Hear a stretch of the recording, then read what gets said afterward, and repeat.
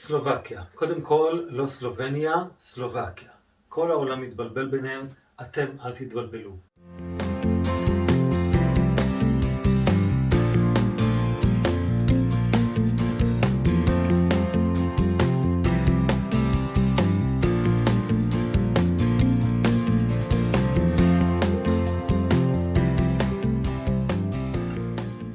סלובקיה היא מדינה ביישנית ונחמדה במרכז אירופה, נמצאת בין המדינות המתוירות יותר, הונגריה, צ'כיה, אוסטריה, אבל סלובקיה היא מדינה יפהפייה עם מבצרים מרשימים, ערים היסטוריות, טבע מדהים ביופיו.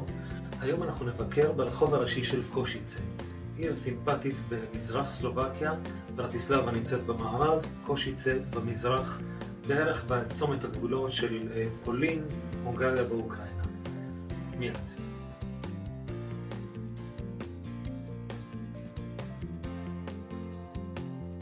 לקושיצה אפשר להגיע מבודפסט, מרחק 3 שעות נסיעה ברכב, או ישירות לשדה התעופה הקטן של קושיצה, שדה תעופה קטן וקומפקטי.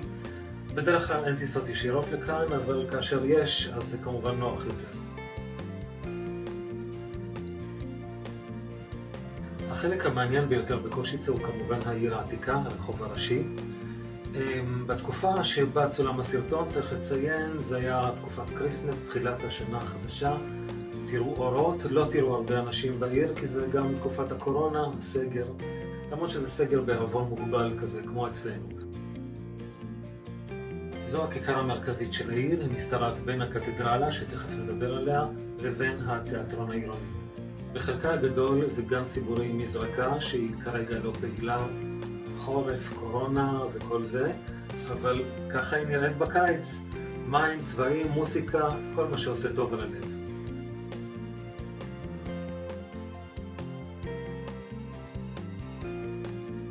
כנסיית אליזבת הקדושה היא בעצם קתדרלה. קתדרלה זה כמו הכנסייה הראשית.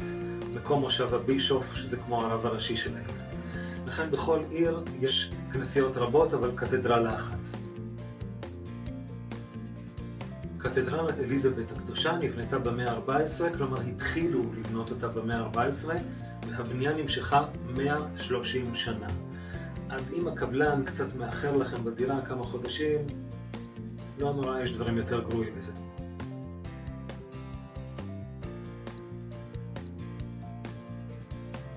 מי זאת אליזבת הקדושה?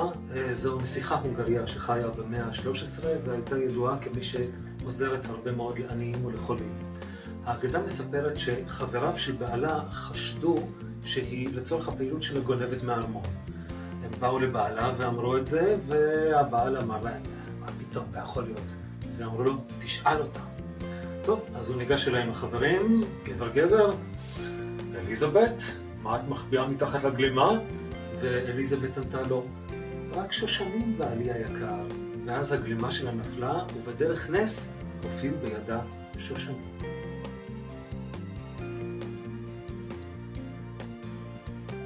ליד הקתדרלה ניצבת קפלת מיכאל הקדוש. קפלה זו כנסיונת, ומיכאל הקדוש, לפי האמונה הקתולית, זה המלאך שניצב בפתח השמיים, ומוליך את הנשמות לשקילה של המעשים הטובים מול הרעים. אם המעשים הטובים שוקלים יותר, מצבך טוב.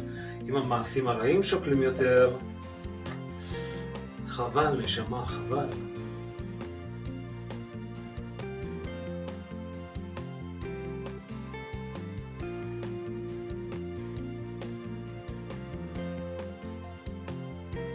מגדל הפעמון מעברה השני של הקתדרלה הוקם בזמנו כדי להודיע על השעה, פשוט כל שעה הוא היה מצלצל.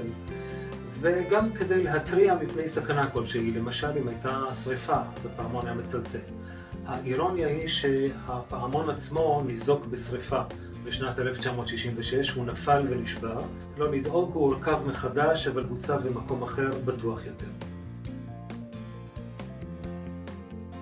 בהמשך ניצב בניין יפהפה שמכונה בית הקבצן, כי לפי האגדה את הבניין בנה קבצן שכל כך הצליח בסטארט-אפ שלו, שהיה לו מספיק כסף כדי לבנות את הבניין היפה הזה. למעלה גם אפשר לראות את דמותו של הקבצן כשהוא מוריד את הכובע כדי להודות למי שנתן לו נדבה. לא בטוח עד כמה הסיפור הזה מדויק.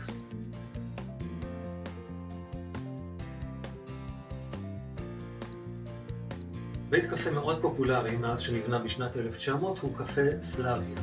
תראו איזה בניין יפה עם קישוטים ועם מוטיבים מהטבע, אבל אני רוצה להתעכב על דבר אחר. שימו לב לסמל שמופיע מסביב לתמונה. אם אתם רואים, זה שתי קרניים כאלה. עכשיו תסתכלו בבקשה גם על מטבע 2 שקלים, שנקל אם יש לכם בסביבה. גם תראו את אותם הקרניים. הקרניים האלה הם קרני שפע. זה מבוסס על סיפור במיתולוגיה היוונית על כך שזהוס, ראש האלים, בינקותו ינק מעז. ולכן הקרניים של העז נחשבות לסמל של שפע של שגשוג. תשאלו מה עושה סמל כזה על מטבעות שלנו. פשוט מאוד, החשמונאים, אחרי שגמרו לסלק את היוונים, העתיקו את הסמל הזה מהיוונים, ואנחנו העתקנו מהחשמונאים. מזכרת קטנה מאנטיוכוס.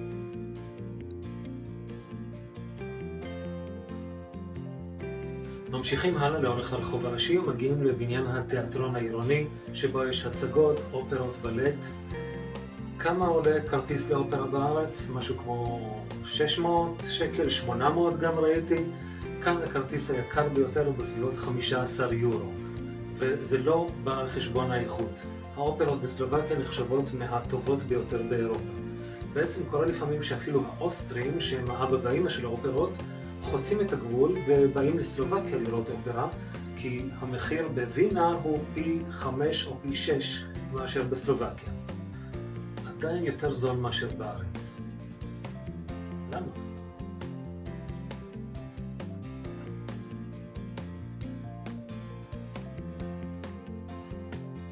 הבניין הזה, שהיום יש בו פיצריה מצוינת, הוא במקור הטברנה העתיקה ביותר בקושיצה. אבל הוא היה כנראה גם אולם אירועים, כי לפני כ-400 שנה נערכה פה חתונה מלכותית חשובה במיוחד. הנסיך גאבור מטרנסילבניה, נשא לאישה את קטרינה, גיסתו של מלך שוודיה. הזוג היה מלווה במשמר ענק שנראה כאילו יצא למלחמה. 6,000 פרשים, 1,500 אנשי משמר ו-500 מוסקטרים. קושיצה הקטנה הפכה פתאום להיות הומה מאדם, והסוחרים ניצלו את ההזדמנות כדי להעלות את המחירים בטירוף. אבל ראש העיר של קושיצה ירד מכיסאו, ירד אל העם, ועבר בין הסוחרים אחד אחד ואמר להם, פפפפפ, מה זה המחיר הזה? תחזיר את המחיר הקודם.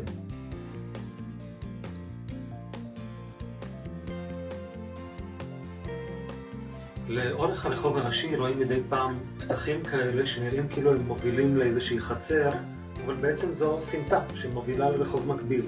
יש 2 רחובות מקבילים לרחוב הראשי משני הצדדים, ובאחד מהרחובות האלה נמצאת הכנסייה הדומיניקנית. הכנסייה היא במקור מהמאה ה-13, המסדר קרוי על שם דומיניקוס הקדוש מקסטיליה, לא ניכנס לפרטים, אבל שימו לב לסמל של המסדר הדומיניקני, תראו את הכלב החמוד הזה שמחזיק בפה לפיד. למה? מה קשור כלב? זה בגלל אגדה על כך שאימו של דומיניקוס הקדוש בשעה שהייתה בהיריון חלמה שמרחמה מזנק כלב שאוחז בפיו לפיד ומאיר איתו את העולם. כמו כן זה משחק מילים, דומיני, קני, זה בלטינית הכלבים של האל, כלבי האל.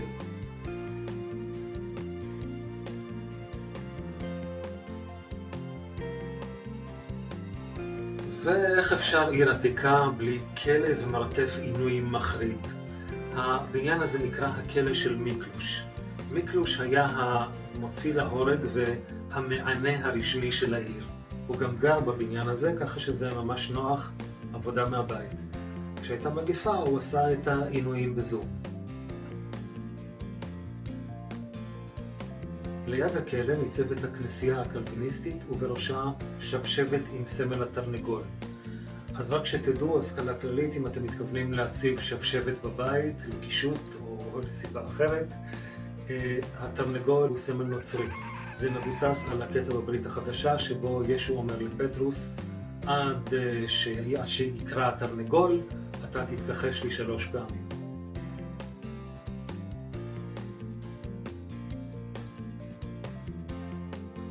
המגפות של פעם לא היו המגפה הלוקסוס שיש לנו היום, עם חיסונים, אלכוג'ל, תרופות, אמצעי הגנה כאלה ואחרים. פעם מגפה הייתה חופשי, קוטלת חלק גדול מאוד מהעיר. לכן בהרבה ערים באירופה תראו עמוד מהסוג הזה, מה שמכונה עמוד המגפה או עמוד הדבר. הוא נבנה על ידי הניצולים, ניצולי המגפה, כאות תודה לאל על כך שהוא הציל אותם.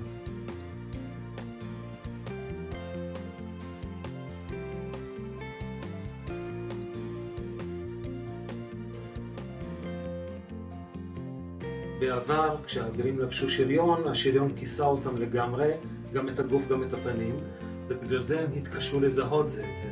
לפעמים היו עלולים להילחם במישהו שהוא ידיד או אפילו בן משפחה. לכן התחיל המנהג שיש איזשהו סמל כלשהו על השריון, ככה יודעים מי האיש ומאיפה הוא בא. זה הפך בהדרגה להיות סמל אצולה של המשפחות.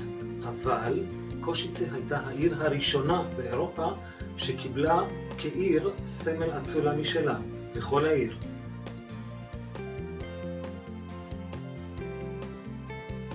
המוזיאון של מזרח סלובקיה מכיל בתוכו יצירות אומנות, תערוכה על החי והצומח, פריטים היסטוריים, עתיקים, מרתקים, מעניינים מאוד, אבל הדובדבן נמצא במרתף.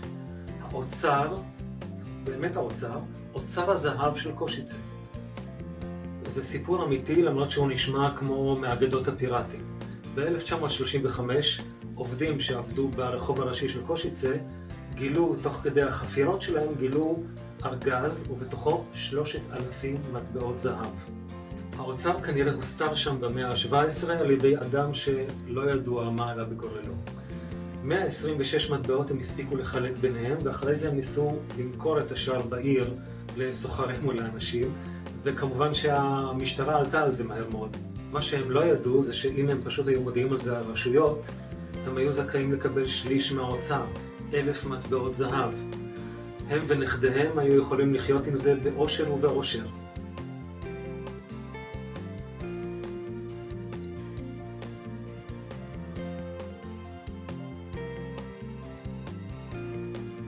את הסיור בעיר העתיקה אפשר לסיים בקניון אאופארק, שנמצא בקצה הדרומי של המדרחוב. קניון גדול עם חנויות, בתי קפה, מסעדות בשירות עצמי, אוכל טוב וזול. בסרטון הבא נצא קצת מהגבולות העירוניים של קושיצה, היערות והגבעות שמסביב. תודה רבה, מקווה שנהנתם.